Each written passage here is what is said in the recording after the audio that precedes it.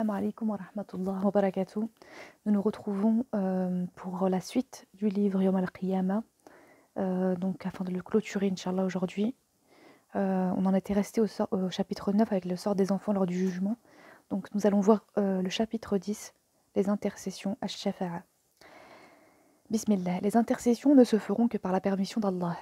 Allah subhanahu wa ta'ala dit: qui donc intercédera auprès de lui si ce n'est qu'avec sa permission? Sourate 2, verset 255. Et il n'intercède que pour celui qui l'agrée, et sont eux tous émus de sa crainte. Sourate 21, verset 28. Ce jour-là, l'intercession ne profitera qu'à celui à qui le très miséricordieux permettra et en faveur de qui il agréera une parole. Sourate 20, verset 109. An-Nawawi, rahimahullah, rapporte de Qadi Iyad, qu'Allah lui fasse miséricorde, il y a unanimité parmi les Ahlus Sunnah wal Jama'a que des intercessions auront lieu le jour du jugement dernier, en raison du verset du Coran qui est explicite à ce sujet. Ce jour-là, l'intercession ne profitera qu'à celui auquel le tout miséricordieux aura donné sa permission et dont il agréera la parole. Source, commentaire du Sahih Muslim. Les intercessions du prophète sallallahu alayhi wa sallam. La demande à Allah d'éloigner la frayeur de l'ensemble de l'humanité, en débutant rapidement le jugement. Le prophète sallallahu alayhi wa sallam relate les terribles difficultés que connaîtront les hommes en ce jour. L'ensemble de l'humanité sera ainsi retenu dans la plaine du rassemblement, Al-Ma'ashar. Les gens iront voir un à un les prophètes d'Allah pour qu'ils intercèdent auprès d'Allah et que débute le jugement. Mais tous refuseront et ce sera le prophète Mohammed sallallahu alayhi wa sallam qui en dernier aura le privilège de le faire. Cette intercession réservée à Mohammed sallallahu alayhi wa sallam est connue sous le nom de la grande intercession, Ash-Shafa'atul Udma ou Ash-Shafa'atul Kubra, rapportée par Al-Bukhari et Muslim, pour les personnes au sujet desquelles Allah aura déjà rendu son jugement et qui seront destinées à l'enfer. D'après Abu Huraira, anhu, le prophète sallallahu alayhi wa sallam a dit: pour chaque prophète, une invocation est satisfaite. Tous les prophètes alayhim salatu wa sallam se sont empressés de demander l'attribution de leurs souhaits. J'ai gardé le mien pour ma communauté jusqu'au jour du jugement. Elle sera satisfaite, si Allah le veut, et accordée à celui de ma communauté qui, jusqu'à sa mort, n'aura rien associé à Allah. Rapporté par Al-Bukhari et Muslim. Le prophète sallallahu alayhi wa sallam a dit: mon intercession en faveur de ceux qui auront commis des péchés majeurs sera exclusivement réservée aux gens de ma communauté. Rapporté par Tirmidhi, Abu Daoud et Ibn Majah. Abdallah ibn Omar, qu'Allah l'agrée, a rapporté que l'envoyé d'Allah sallallahu alayhi wa sallam a dit: j'ai eu à choisir entre l'intercession et l'entrée de la moitié de ma communauté au paradis. J'ai choisi l'intercession parce qu'elle est plus générale et plus satisfaisante. Elle n'est pas destinée qu'aux premiers croyants, mais à tout pécheur qui a commis des mauvaises actions et s'en est repenti. Rapporté par Ibn Majah. Autres personnes que le prophète sallallahu alayhi wa sallam qui pourront intercéder. Les martyrs. D'après Abu Huraira radiallahu anhu, l'envoyé d'Allah sallallahu alayhi wa sallam a dit: au martyr, il lui sera pardonné à la première coulée de son sang. Il sera marié au Huri, il intercédera en faveur de 70 membres de sa famille, rapporté par Ibn Majah et At-Tabarani. Ceux qui auront mémorisé et pratiqué le Coran. Le prophète sallallahu alayhi wa sallam a dit: celui qui a lu le Coran, l'a appris, a considéré ce qui est licite dans le Coran comme tel et a également considéré comme tel ce que le Coran a rendu illicite, Allah le fera entrer au paradis et acceptera son intercession au sujet de 10 personnes de sa maison sur qui le feu a été rendu obligatoire. Rapporté par Ahmed, Ibn Majah, Darami et Tirmidhi qui dit Gharib, étrange. Les pieux.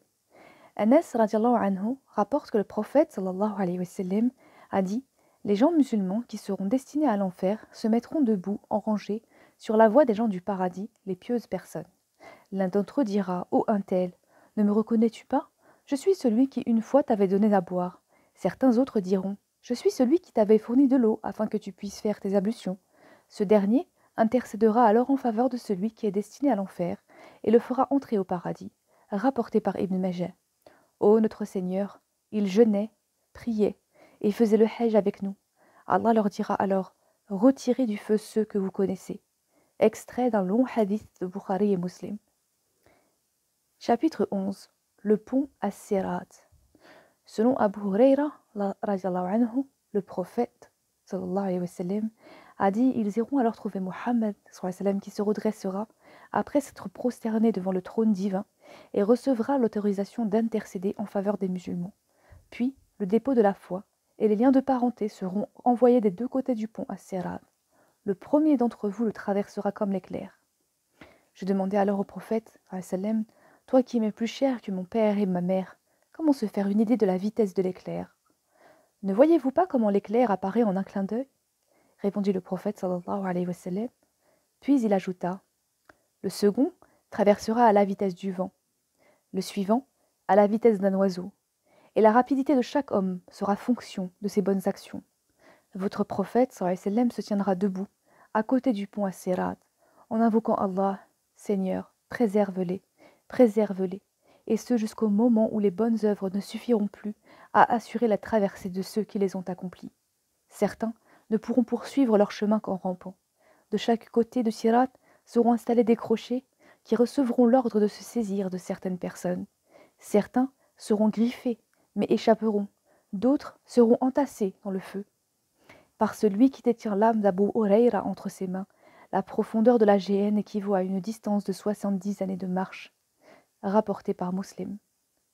Abu Sa'id al-Khudri radhiyallahu anhu a dit: j'ai entendu l'envoyé d'Allah sallallahu alayhi wa sallam dire: on installera à Sirat entre deux bords de la géhenne, sur des haies ressemblant à des chardons. Puis les gens demanderont secours. Il y aura celui qui sera sauvé et préservé du feu, celui qui sera griffé mais qui sera sauf, et celui qui sera jeté dans la géhenne, rapporté par Ibn Majah. Le prophète sallallahu alayhi wa sallam a dit: le chemin étroit sera jeté sur l'enfer. Il sera aussi étroit que la lame d'une épée. Il sera glissant et périlleux. Il y a au-dessus des barres de fer toutes enflammées, avec lesquelles les gens seront happés. Celui qui sera accroché tombera au feu. Il leur dira de traverser. Leur passage sera relatif à leur lumière. Ainsi, certains passeront aussi vite qu'un clin d'œil, d'autres comme l'éclair, d'autres comme le nuage, d'autres comme des comètes, d'autres comme le vent, d'autres comme les chameaux, d'autres comme la course de l'homme. Rapporté par Ibn Dunya, Tabarani et Al-Hakim. Al-Albani a dit authentique. Le dire de Aïcha, radiallahu anha, le messager d'Allah sallallahu alayhi wa sallam fut questionné, à savoir où se trouveront les gens, le jour où la terre sera changée, ainsi que les cieux. Il répondit: ils seront dans les ténèbres sous le pont. Source Aqidat Tahawiyya, page 126. Chapitre 12. Le bassin, Al-Hawoud. Le prophète sallallahu alayhi wa sallam a dit: mon bassin a la longueur d'un mois de marche, ses angles sont égaux, son eau est plus blanche que le lait et plus douce que le miel, ses récipients sont plus nombreux que les étoiles du ciel. Celui qui en boira n'aura jamais soif. Rapporté par Al-Bukhari et Muslim. Asma bint Abu Bakr radiallahu anhum, a rapporté que le prophète sallallahu alayhi wa sallam a dit: pendant que je serai près du bassin, je verrai arriver vers moi un certain nombre d'entre vous. On éloignera de moi certaines personnes. Seigneur, dirai-je, ils sont des miens, de ma communauté. Sais-tu ce qu'ils ont fait après ton départ? Répondra-t-on: par Allah, ils ont renié l'islam. Rapporté par Muslim. Selon une autre version, Abdallah ibn Mas'ud radiallahu anhu rapporte que le messager sallallahu alayhi wa sallam a dit: moi, je vous devancerai au bassin. Des hommes d'entre vous y seront amenés, puis seront entraînés loin de moi. Seigneur, dirai-je, ce sont mes compagnons. On me répondra: tu n'es donc pas au courant de ce qu'ils ont fait après ton départ? Rapporté par Al-Bukhari et Muslim. Selon Uqba ibn Amr radiallahu anhu, il rapporte que le messager sallallahu alayhi wa sallam a dit: sortit rendre visite à ceux qui avaient été tués à la bataille de Uhud. Il invoqua Allah pour eux 8 ans après leur mort, à la façon de quelqu'un qui faisait ses adieux aux vivants et aux morts. Puis il monta sur la chair et dit: au jour du jugement dernier, je vous précède pour préparer mon intercession pour vos pécheurs et mon témoignage pour vos justes. Je dois en effet être votre témoin. Je vous donne rendez-vous devant le bassin du paradis que je vois déjà de ma position actuelle. Je ne crains pas pour vous d'associer quelqu'un d'autre à Allah, mais je crains pour vous ce bas monde, et j'ai peur que vous vous disputiez à son sujet. Uqba dit: ce fut pour moi la dernière occasion où je voyais le messager d'Allah sallallahu alayhi wa sallam. Rapporté par Al-Bukhari et Muslim. Le prophète sallallahu alayhi wa sallam a dit à Ka'b radiallahu anhu: Comme il est rapporté par l'imam et d'autres, ô Ka'b ibn Ajra, qu'Allah te préserve de l'émirat des sots. Et l'on dit, quel est cet émirat au messager? Le prophète sallam répondit, des émirs qui viendront après moi et ne suivront pas ma sunna, ni ma guidée. Celui qui les déclarera véridiques dans leurs mensonges et les aidera dans leurs injustices ne sera pas des miens, et je ne suis pas des siens, et il ne viendra pas boire à mon bassin. Et celui qui ne croira pas en eux, dans leurs mensonges, et ne les aidera pas dans leur injustice, sera des miens, et je suis des siens, et il viendra s'abreuver à mon bassin. Rapporté par Ahmed dans son Musnad, authentifié par Ibn Hajar. Et ceci marque la fin de ce livre, me semble-t-il. Nous verrons plus tard, Inch'Allah, un autre livre, et Allah sait mieux lequel. Wassalamu alaikum wa rahmatullah wa barakatuh.